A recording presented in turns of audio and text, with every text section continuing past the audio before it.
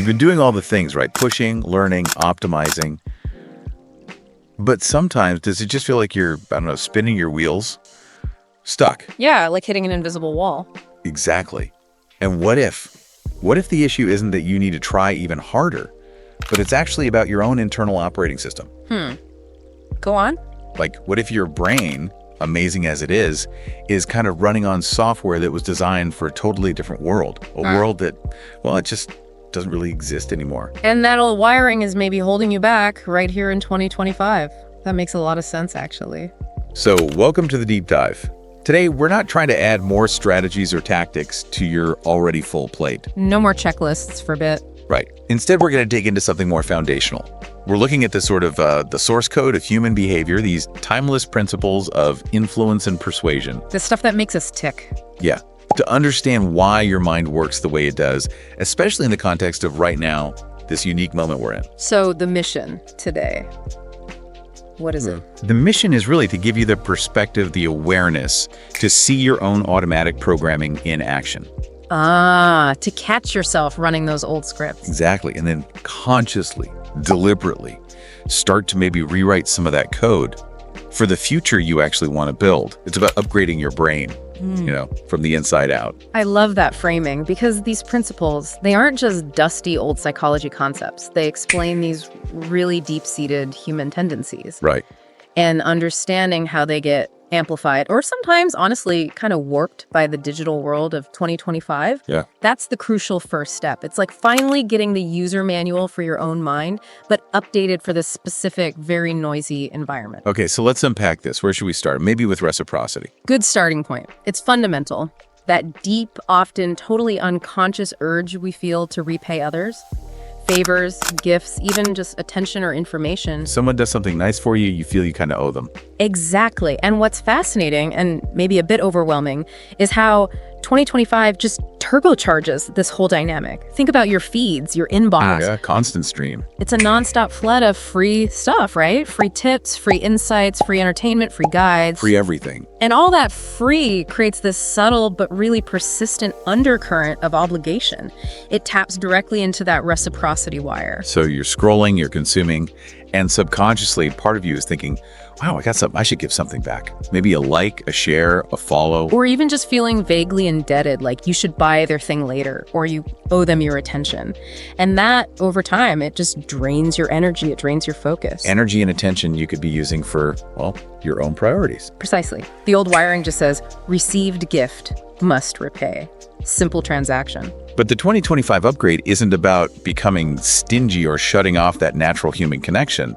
It's more about awareness, right? Awareness and shifting your stance, maybe moving towards becoming what you could call a strategic giver. Okay, what does that look like? Well, think about someone like, say, Alex Hormozy. His whole approach is built on providing immense value up front, often for free. Right, his books, his content. Yeah. It's genuinely useful. Exactly. He's not sitting there demanding immediate reciprocity. He's playing a longer game. He's building a relationship based on genuine generosity and expertise. And that kind of authentic giving, it naturally attracts reciprocity, but it feels different. It's not transactional in the same way. It's not. It comes back to him organically on his terms because he's established trust and delivered real value. It flips the script completely. You go from feeling constantly reactive, always behind on this invisible social debt, to being proactive. Creating value, building connection intentionally. Yes, and your brain needs to learn that new pattern. Pause to assess the value being offered rather than just instantly feeling that knee-jerk impulse to repay every single thing that comes your way. It's about conscious choice over automatic reaction. Makes sense. Okay, shifting gears a bit. Let's talk about social proof. The power of the crowd. Yeah, our tendency to look around, especially when we're unsure about something, to see what everyone else is doing. We figure, well, if they're all doing it, it must be the right thing. Or the popular thing, or the valuable thing. And in 2025, wow, social proof is not subtle. Not at all. It's right there in your face.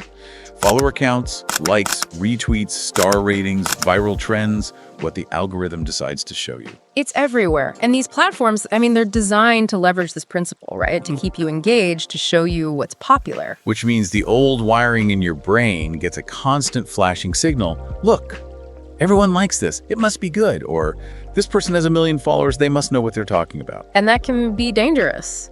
It can lead you down rabbit holes, chasing superficial metrics, or jumping on bandwagons that have absolutely nothing to do with your actual goals or your genuine values. You end up optimizing for likes instead of, impact. Exactly.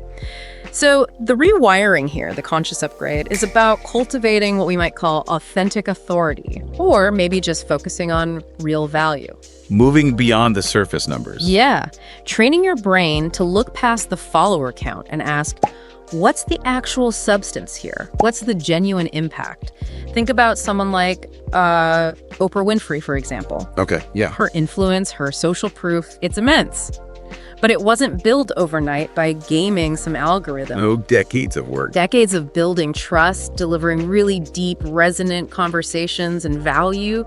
When she recommends something, people listen not just because she's famous, but because there's a history there, a track record of authenticity and connection. Right. The proof is in the real connection, the positive change she's often facilitated, not just a number flashing on a screen. It's about training your internal compass. Calibrating it differently. Yeah, calibrating it to substance, to genuine expertise, to demonstrated value, rather than just automatically deferring to whatever looks popular at the moment. It's a harder skill to develop, maybe, but much more reliable long term. Absolutely.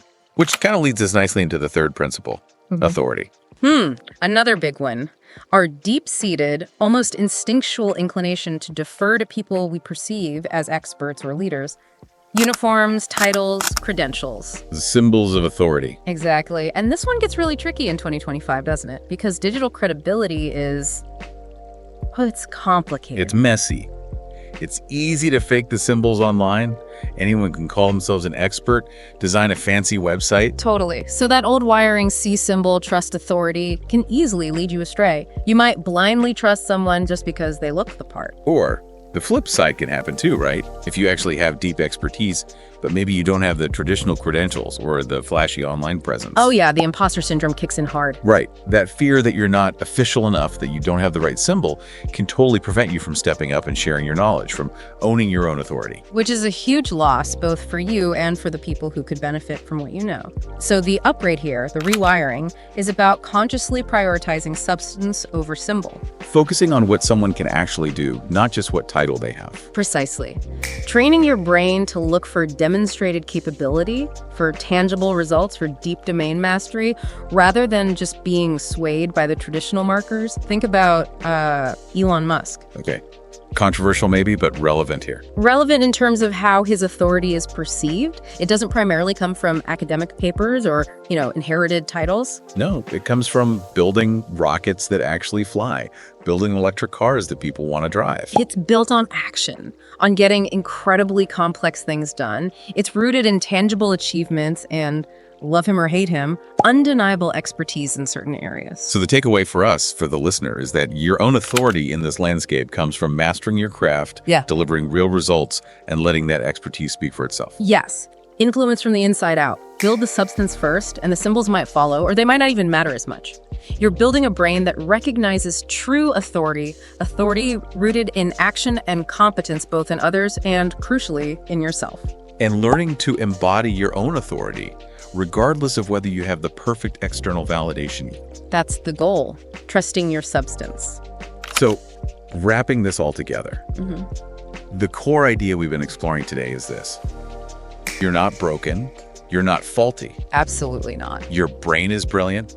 It's just that it might be running on some, let's say, slightly outdated software that's automatically reacting to an environment that's drastically different from the one it evolved for. And these powerful psychological drivers we talked about, reciprocity, social proof, authority, they're running in the background, triggering automatic responses. Responses that might have made perfect sense generations ago, but maybe don't serve you so well in the constant barrage of digital information and interaction in 2025. Right. So success, or even just feeling less overwhelmed and more intentional now, it isn't just about piling on more work or learning more hacks. It's deeper than that.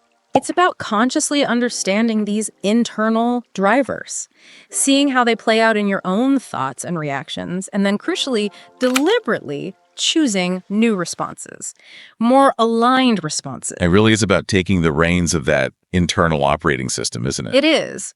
Once you can see these forces, not just as things happening out there, external pressures from marketers or influencers, but as patterns operating inside your own mind. You gain the power to actually do something about them. Exactly. You gain the ability to pause, to override the default settings, and start writing new code. Code that's aligned with where you actually want to go, with the future you want to build.